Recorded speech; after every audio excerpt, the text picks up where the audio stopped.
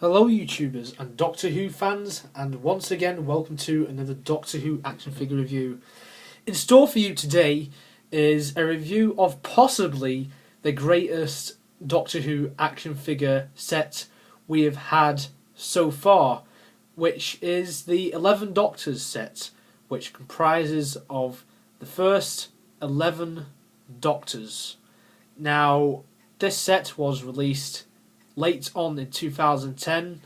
I got this set for the Christmas of that year, and when I got all of these figures in that TARDIS box set, which I still have, it's in the wardrobe in my bedroom, I just couldn't believe it. It's just absolutely brilliant that we got all of these Doctors in one massive set. It's just unbelievable. I can't describe how really good that this set is. It's just really good. The detail on all of the figures are really good.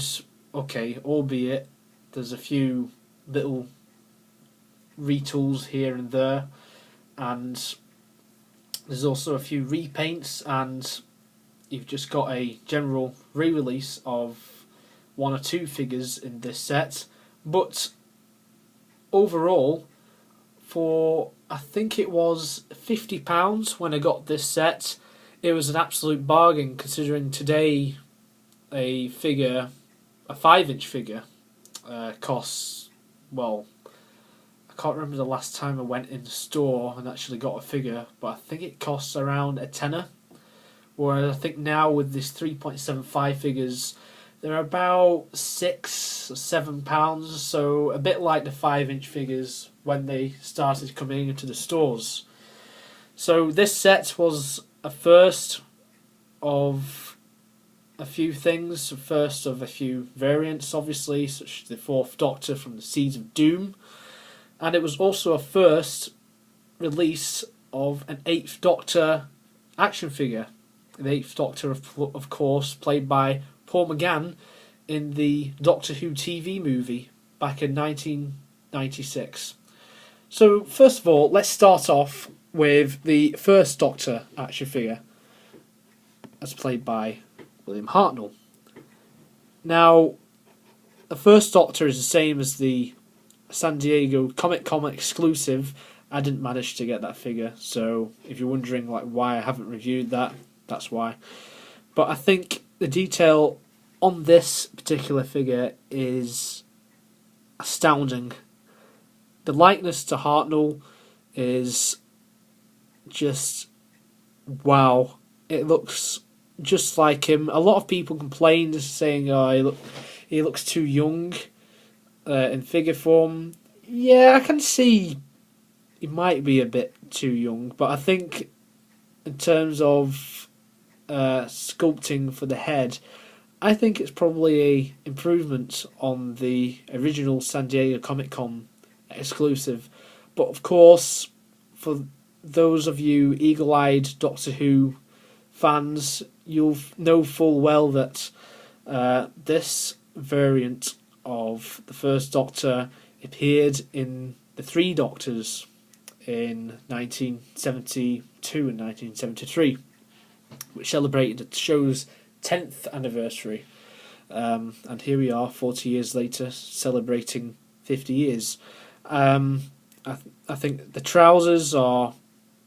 That's how they were in the story, although you don't really see the trousers as you see him sat down, like in all the appearances he makes in the whole story as a whole.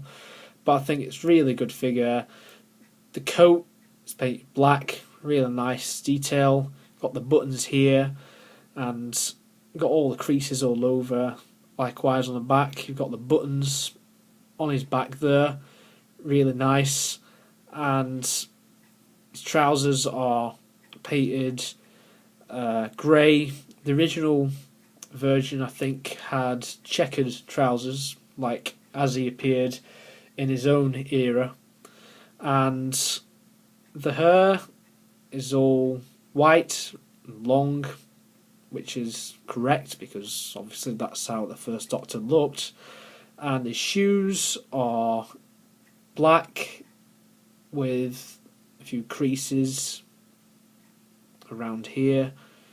Really good. And got a ring on his hand there.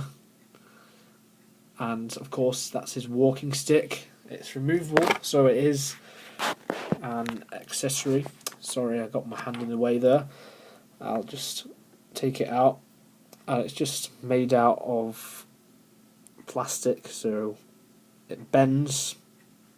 And you've got the nice swirling pattern here, and it creates a illusion, and it just fits nice and perfectly into his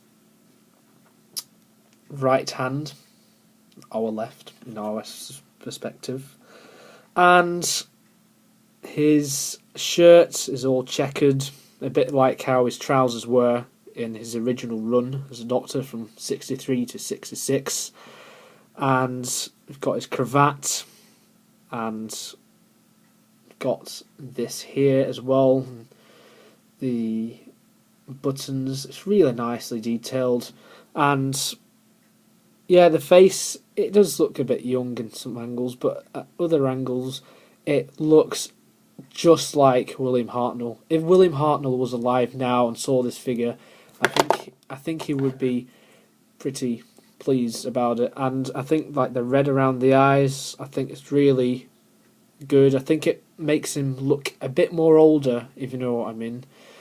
It looks a lot better in real life when you have it in hand, that's for sure. So that is the first Doctor from this set. Now for the second Doctor, played by Patrick Troughton. Again, this figure is based on the appearance of this Doctor from the Three Doctors, just like the first Doctor. It's a bit puzzling why they chose these stories like for the costume, but it is a variant and it did appear in a show, so that is fair enough. The detail on Troughton's face, again, just like Hartnell's, is excellent. It's probably one of the best likenesses in this set.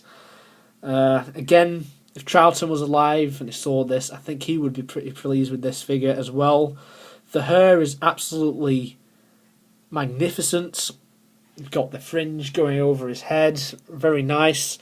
You've got a slight bit of wrinkles around the face. Again, you can't tell that much on the camera, but in real life you can tell a lot more.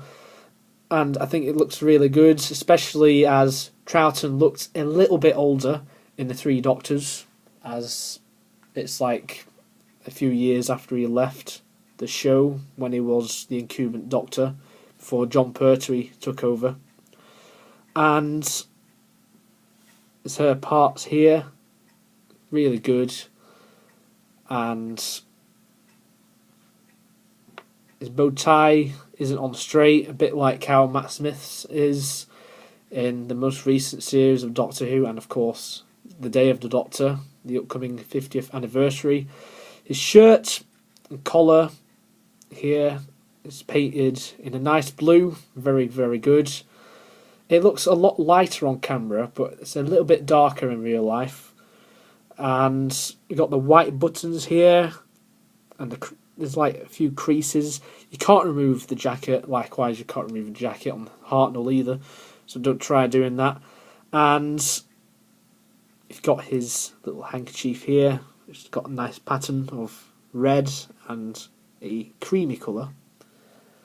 And they've got all sorts of creases all around the jacket. You've got the pockets here. And his trousers are painted in a checkered colour. So it's kind of like what Hartnell's was like during his original run, even though that figure doesn't have the checkered trousers.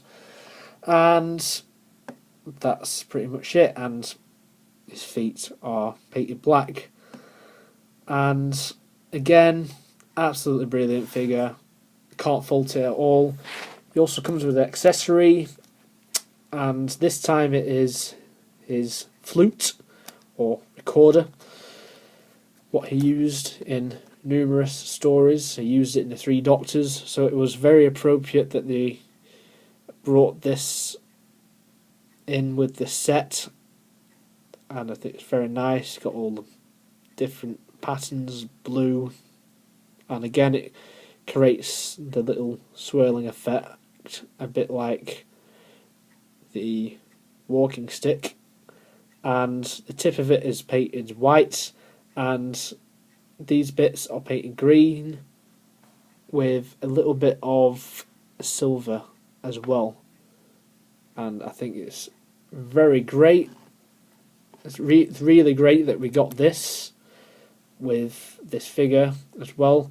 And another thing I forgot to mention, I didn't do this on the Hartnell figure, so I'll just quickly do it on the Hartnell figure. The articulation on mine, anyway, is a little bit stiff. I mean, the arms and things and the legs, they can all do this, you know, the articulation that you would come to expect nowadays with Doctor Who action figures. And likewise with this one, the head is a little bit stiff.